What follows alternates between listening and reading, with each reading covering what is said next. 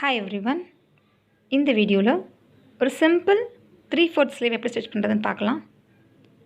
Basic and advance stitches பார்க்குறதுக்கு playlist பார்த்து practice பண்ணிக்கோங்க. ஸோ ஃபர்ஸ்ட் நம்ம 3/4 ஸ்லீவுக்கு ஜஸ்ட் அவுட்லைன் மட்டும் ட்ராயிங் பண்ணி வச்சுருக்கேன். இது ரொம்ப சிம்பிள் அப்படிங்கிறதுனால வேறு எந்த டிசைனுமே நான் போடலை. ஸ்கேலில் இன்ச் பக்கம் இருக்குது பார்த்தீங்களா, இந்த பக்கம் எடுத்து ஜஸ்ட் சென்டரில் நான் ப்ளேஸ் பண்ணிக்கிறேன். ப்ளேஸ் பண்ணிவிட்டு ஃபஸ்ட்டு இது ஒரு 1/2 சென்டிமீட்டருக்கு மேலே கரெக்டாக சென்டர்லேருந்து 2 இன்ச்சஸ்க்கு நான் மார்க் பண்ணிக்கிறேன். இது பீட் ஸ்டிச் பண்ணுறதுக்காக. தென் அதுக்கப்புறமா ஒரு ஸ்கேல் அளவுக்கு ஸ்பேஸ் விட்டுட்டு இப்போ இந்த 2 டாட்டுக்கும் நடுவில் இருக்கிற மாதிரி நான் டாட் வைக்க போகிறேன். ஸோ ஜஸ்ட் 2 டாட்க்கு நடுவில் இருக்கிற மாதிரி அடுத்து நம்ம இந்த டாட் மார்க் பண்ணிக்கலாம். ஜஸ்ட் இது ஃபுல்லாகவே நம்ம பீட்ஸ் ஸ்டிச் பண்ண போகிறோம். ஸோ இதை ஃபுல்லாக மார்க் பண்ணிவிட்டு கீழே அவுட்லைன் மட்டும் கொடுக்க போகிறேன். ஸ்லீவில் 3/4 ஸ்லீவில் அவுட்லைன் கொடுத்து இந்த பீட் ஸ்டிச் பண்ணி இந்த ஒர்க்கை கம்ப்ளீட் பண்ண போகிறோம். ஸோ சென்டர் எல்லாமே ஸ்ட்ரெயிட்டாக இருக்க மாதிரி பார்த்துக்கோங்க.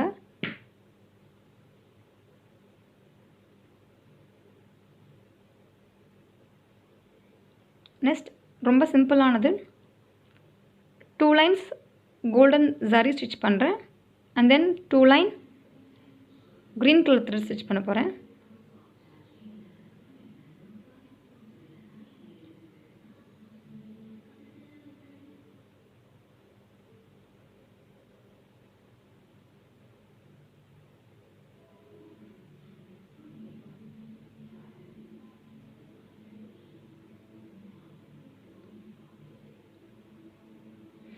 ஸோ இந்த டிசைனில் நான் யூஸ் பண்ண போகிறது ஹாஃப் பீட்ஸ் 3/4 பீட் சைஸ் 3 இருக்கிற மாதிரி அதை விட கொஞ்சம் பெரிய சைஸ் ஒரு ஹாஃப் பீட்ஸ் இருக்கும். அதாவது ஒரு பக்கம் ஃப்ளாட்டாக இருக்கும், மேலே பீட்ஸ் தான் தெரியும். ஸோ அதை தான் இந்த இதில் யூஸ் பண்ண போகிறேன்.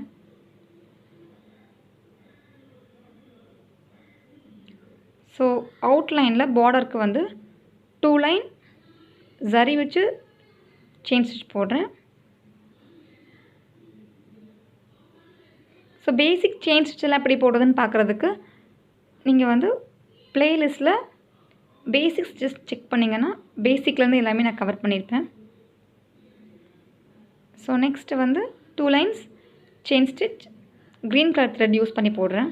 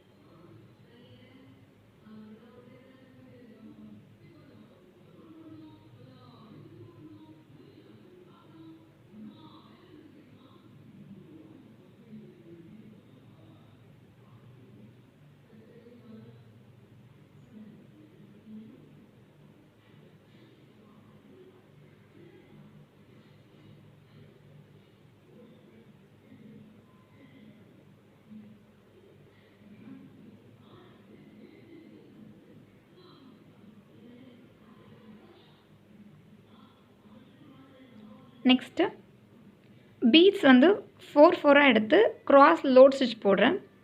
இது எம்போஸ்லாம் பண்ணல, ஜஸ்ட் வெறும் plain load stitch. Sugar beads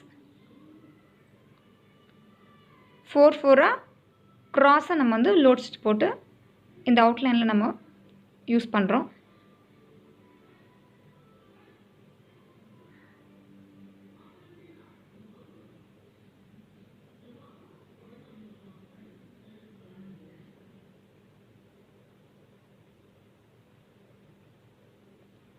next இந்த பீட் ஸ்டிச் முடித்தது பிறகு இன்னும் 2 லைன் க்ரீன் கலர் த்ரெட் வச்சு chain stitch and then 2 line zari வச்சு ஸ்டிச் பண்ணிடலாம்.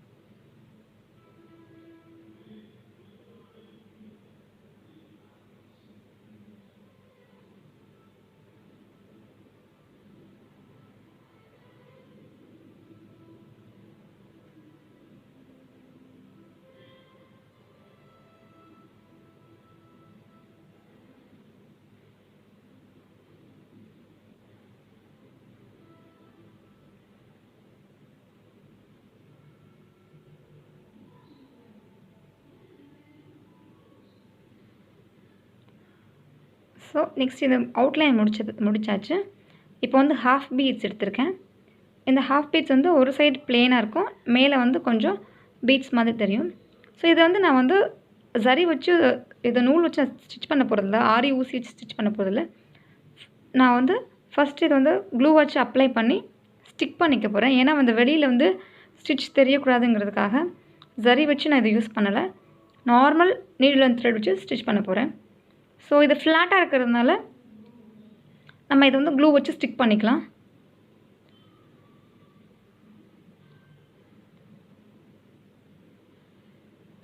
ஸோ க்ளூ வச்சு ஸ்டிச் பண்ண பிறகு நம்ம கை ஊசி வச்சு ஸ்டிச் பண்ண போகிறேன்.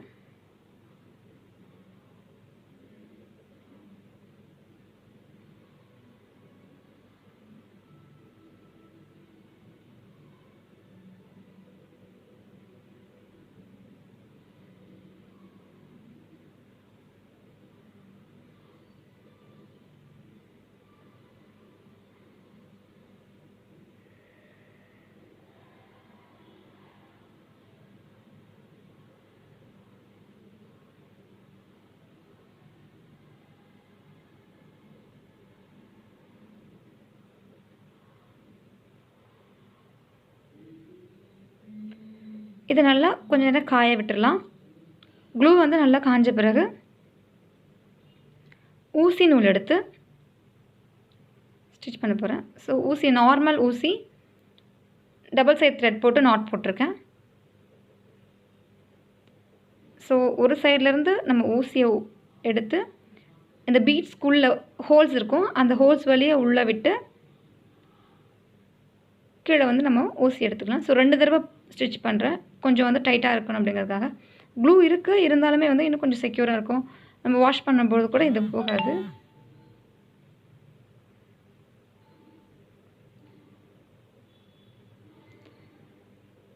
ஹோல்ஸ் உள்ளே விடுங்க, மேலே வழியாக போகாதீங்க.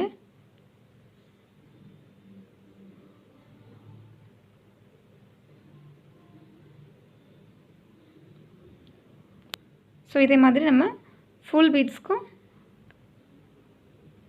ஊசி நூல் வச்சு ஸ்டிச் பண்ணிடலாம். ஸோ அவ்வளோதான், ரொம்ப சிம்பிளான ஈஸியான டிசைன்.